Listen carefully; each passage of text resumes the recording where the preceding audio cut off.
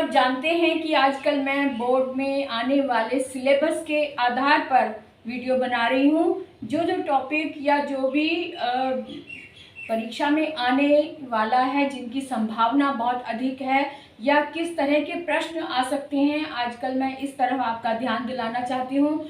तो जितने भी बच्चे जो 9th के हैं वो भी, और जो 10th के बच्चे हैं वो ध्यान से देखें, इनका अभ्यास कर लें, क्योंकि ये छोटे छोटे से जो कॉलम वाले प्रश्न होते हैं इसमें फुल मार्क्स मिल जाते हैं। तो आप ध्यान रखें कि इसमें फुल मार्क्स ले लें, इनकी प्रैक्टिस खूब कर लें, इनमें कटिंग बिल्कुल नहीं होनी चाहिए।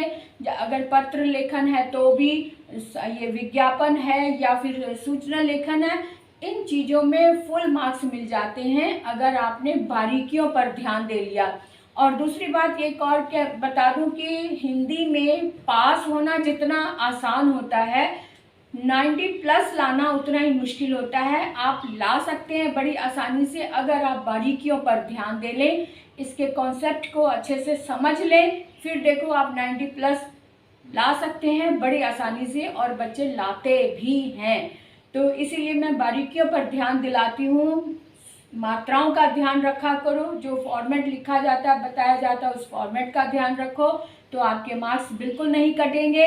तो इसी बात पर फटाफट सब्सक्राइब कर दो अगर आप पहली बार देख रहे हो, लाइक भी कर देना अगर आपको अच्छा लगे, और कमेंट जरूर कर दिया करो क्योंकि कमेंट पर ही मेरा ध्यान रहता है, क्योंकि मैं कमेंट के माध्यम से ही आपसे बात कर सकती हूँ। आप अपनी बात मुझसे कर सकते हैं कमेंट के माध्यम से, तो कमेंट ज़रूर लिखें ताकि मैं भी समझ सकूं कि आपको कितना समझ आया है या कितनी तल्लीनता से आप इसे देख रहे हैं। तो चलो शुरू करते हैं आज की क्लास अरुणा कालिया के साथ। हेलो, गुड मॉर्निंग, कैसे हो आप? बढ़िया होंगे।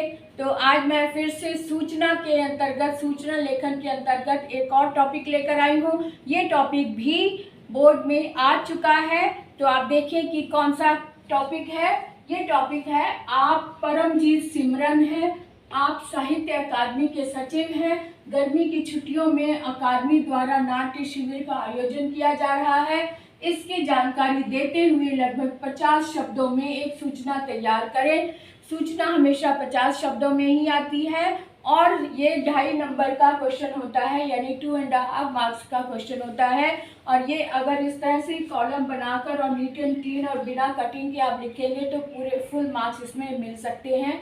तो आप इसकी प्रैक्टिस करके ये फुल मार्क्स अपने लिए रिजर्व करवा लें। इसका इस तरह से लिखा है, नई दिशाएं साहित्य दर्शन, ये पत्रिका का नाम दे दिया है एक, क्योंकि साहित्य अकादमी का है, तो साहित्य अकादमी की ओर से जो सूचना होगी वो किसी ना किसी पत्रिका में लिखी होगी, या फिर पत्र में या फिर अखबार में भी दी जा सकती है।